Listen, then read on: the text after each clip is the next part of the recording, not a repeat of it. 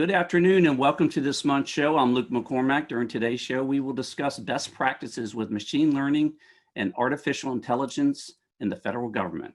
With me on today's show are Riley Repko, Strategic Advisor to the Air Force Secretary and Chief of Staff, U.S. Air Force; Pam Isom, Deputy CIO, Department of Energy; Sanjay Gupta, Chief Technology Officer, Small Business Administration; Ron Butra, Chief Technology Officer, Department of Justice; Henry Sowell, Chief Information Officer, Cloudera Government Solutions; Jim Richburg, Public Sector Chief Information Security Officer at Fortinet; and Alan Jacobson, Chief Data and Analytics Officer, Alteryx.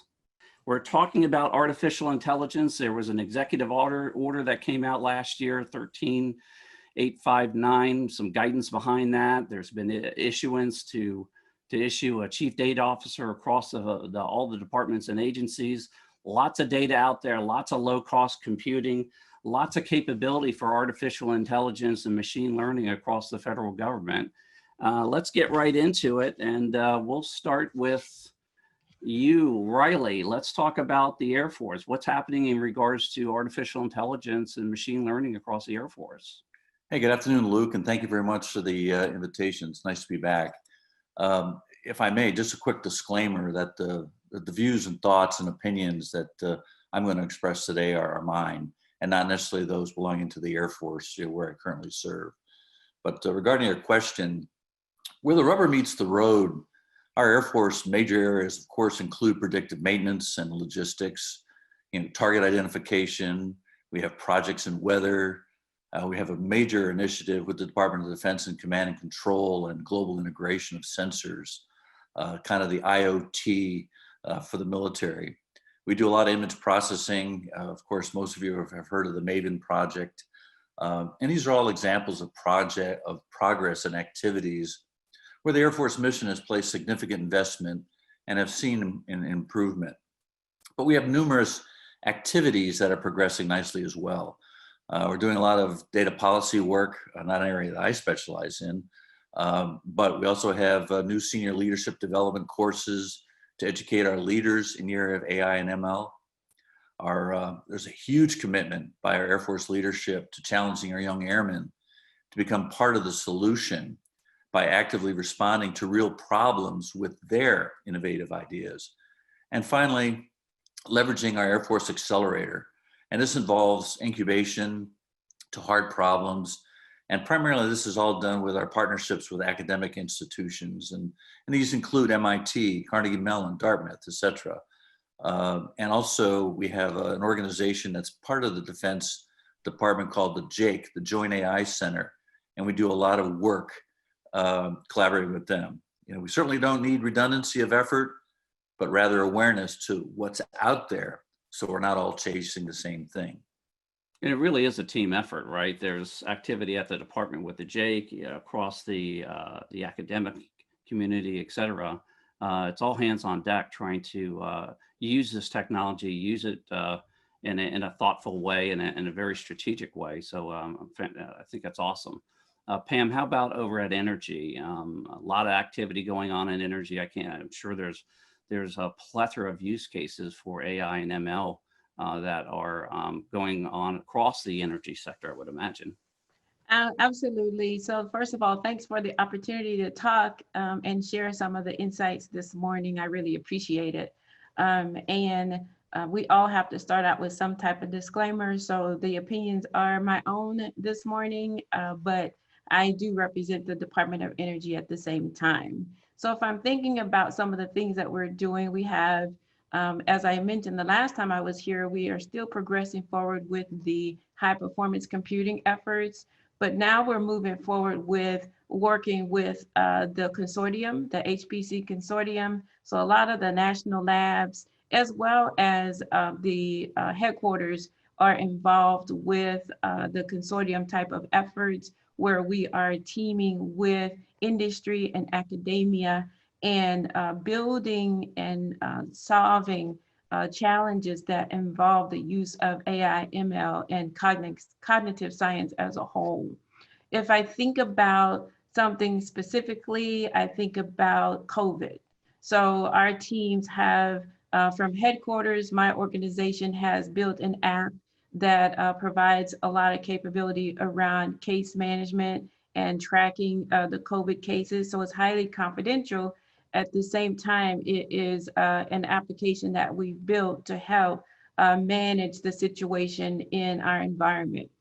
Along with that is the cases and the applications that we've built working in the consortium effort to really conduct molecular diagnosis and preventive type of activity so that we can do things to address the pandemic, but also head it off before another one approaches us. So there is a lot of work in that space that we're really proud of, because we know that the pandemic that we're under now and the need for crisis management, all of that, there's a ton of data, there's a lot of research that needs to happen. There's a lot of planning, there's a lot of forecasting that needs to happen. And we can't do it without the use of AI, ML, cognitive science as a whole, and also natural language processing. So we are very excited about that effort. This recent situation has really brought to the forefront a variety of use cases for this type of technology, which is certainly timely. Sanjay, how about over at SBA? I know you all have been right in the middle of a lot of activity going on over there. Give us a top line on what's going on in regards to AI and ML and small business administration. Sure. Thank you for having me back here, Luke. Glad to be back. I'd like to start first with sharing just a quick concept around AI ML. And I think it's an important concept. What I call is simply there are two kind of camps of people that use AI ML, creators and consumers. And the reason I want to bring this distinction is because for the most part, like in the technology world, most of us are consumers of artificial intelligence or machine learning. And why I bring that up is there's only probably a very small proportion of the users who are creators of the algorithms and the other things that go behind AI and ML. Clearly, we at the SBA are in the consumer category. We're not writing algorithms. And I think there'll be a distinction that becomes more clear as we continue the panel discussion. So from our standpoint at the SBA, we have been using ML mostly, I would say less of AI, but mostly in the machine learning category for the over probably 2.5 years now.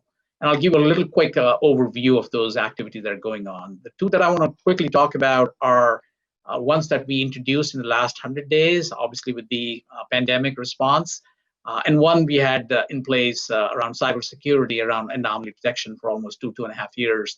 And I've talked about this on your show previously as well. So let me give you a quick overview. Obviously, a lot of people know about the Small Business Administration's role in the pandemic response. So we had a lot of applications and loan applications and customer service inquiries that came by as a result of that. And so one of the things we were grappling with was receiving a lot of applications as PDFs or images or other forms of documents. And we needed a way to process these documents quickly, obviously, extract the data from them, and make it available in a structured forum so that the rest of the workflow could use them. And so we used cloud-based machine learning solutions to be able to process a large number of the applications and supporting documents for loans primarily, and be able to use that. The second use case I will probably want to quickly cover as well is customer service inquiries that we were receiving. Obviously, that volume went up significantly high. And so we implemented, again, cloud-based sentiment analysis capabilities on our incoming email. And that allowed us to see what was happening in terms of customer sentiment, in terms of trends, and be able to use that information to inform how we would update our frequently asked questions, how did we need to make adjustments to our programs, and be able to get a pulse of the consumer or the customers as well. The third use case that I want to talk briefly about is around the cybersecurity domain, and this is around anomaly detection. And what we do in this case is the fact that I'll give a couple examples just to illustrate what that means. For example, let's say I logged in the United States, Washington, D.C. office, say at 8 a.m. Eastern time this morning. and let's say my login ID was used at 8:30 a.m. Eastern, and it shows that it's coming from Los Angeles, California. Obviously, I could not be in 30 minutes in Washington, D.C. and be in Los Angeles. So clearly, there's probably some need to review this situation and see if this was indeed true. It's called as an improbable travel alert. So this is just a very simple illustration of how we are using some built-in capabilities, which is around machine learning, where a user profile is created over a period of time and to do some anomaly detection. So anyways, we'll talk more about this, but those are sort of a few examples that we are using at the SBA right now. Lots of great use cases going on over there at SBA. Ron, how about at Department of Justice? I know that you're working across the department and agency, sort of at the interagency level on a lot of this activity. Give us a state of the state as to what's going on there. Yeah, first off, good afternoon, everyone.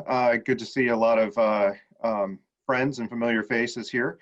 So I think one of the really interesting things that you've heard from these different agencies is there is no universal definition for AI. And I think that a lot of people are struggling for what does it really mean when people start talking about artificial intelligence versus cognitive computing versus machine learning. What is deep learning? And there's a lot of words out there. One thing that I think we all as a community need to understand is this is something that's been around for some time, which, a lot of these thoughts and these techniques started in the 50s. And what we've seen over time is that the neural nets have been in place for 20 years. And today, really because of the advances in computing, in data access, and the amount of storage we have, the ability to really process that data at a much higher rate, we are allowed to do the types of techniques that we weren't able to 20 years ago when I was in college playing with neural nets. So one of the things that, as the co-chair from the CIO Council's Innovation Committee, we have done a number of things to try and spread the messages and make sure that we're building upon the executive orders and a lot of the good work from across the government. And that's included in having a number of roundtables and where we've had really thought-provoking conversations on data science and AI, the impact to the workforce, which is, there's a lot of people who are concerned about what this means, and really about sharing out successful use cases across the entire government. In addition, there's a lot of really good work that's happening that we can leverage across the government, not just learning from the good successes that you're hearing about. I mean, and honestly, you've got three forward-leaning organizations with me on this call today. And then in addition, think about the good work that we're seeing out of NIST and the AI community of practice that we're seeing out of GSA, and that's sponsored by the CIO Council. So there's a lot of good resources that are coming across the government, and part of this is just making sure that there's a good set of messages and the connectivity tissue that is needed to make sure that everyone can accelerate with this new technology. And everyone learning from each other, right? As we go on this journey about the use of this technology and making sure that we have good policies, make sure the policies are working, et cetera. So I'm really pleased to see that the community is coming together and sharing information so that we can further this movement. Henry, over at Cloudera, tell us about Cloudera, what Cloudera is doing, and how they're helping the federal community enable this capability. Well, Luke, thank you for having me on. So there's actually been a lot of interesting things that we've been working with our government partners here at Cloudera, a number of different use cases. And I really, I liked Sanjay's comments on creators and consumers. And some of the things that I think we forget is a part of leveraging ML. There's a full data lifecycle that you're working with, whether it's from data collection, data engineering, before you ever get to machine learning. And then what do you do once you have done that? Then you have to actually serve it to somebody and have consumers that can leverage it, right? It's this production process of how do you get from one end to another. And so we have here at Cloudera, we've been involved in a lot of that process. Is what does it look like getting through that full life cycle? We're working with a number of partners. Everything from helping to increase crop yields in farming to predictive maintenance in the Department of Defense. I think that's been a really significant use case in helping to keep more vehicles in working forward, moving forward. Then I think the other really interesting use case is around cybersecurity. So Sanjay was hitting on this. And we've been working with a number of different customers, and really is to being able to operate at scale and to detect anomalies, right? So we have some partners where they're processing 1 billion network events a day, right? And how do you process that significant material, right? Your standard SOC can't process the number of alerts that come through that may be of concern, right? And so leveraging machine learning can help identify things that are of real interest, things that are anomalous, where we can profile an entire workforce to say that, hey, here's the expected activity, but then what falls outside of those bounds.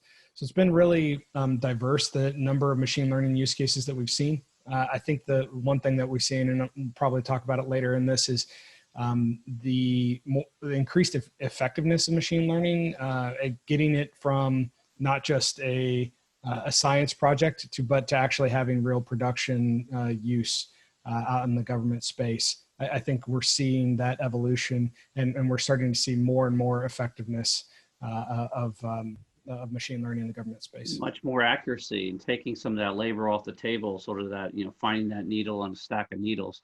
Jim, how about over at Fortinet? How do they sort of fit into this? Where do they sort of come together in enabling this capability? Thank you, Luke. It's good to be back on the program. I want to build on the comments both of Sanjay and of Henry. Fortinet is a full spectrum cybersecurity company. We started 20 years ago with firewalls, but now we're active at the edge, the endpoint, the core, the cloud. So when we talk about the diversity of the attack surface, an OEM like us is actively instrumenting all of that. So we tend to see globally 100 billion with a B pieces of security event data a day. The only way to make sense of a torrent of data like that is with AI and ML. And not only, as Henry said, to make sense of it, to be able to respond to it, but a big company like ours would also be a producer of capability as well, because in order to generate signatures, to actually come up with something that you want to alert on and that you need to put back into the instrumentation to respond to, you use AI and ML. I mean, it's now by exception that a human generates the signature.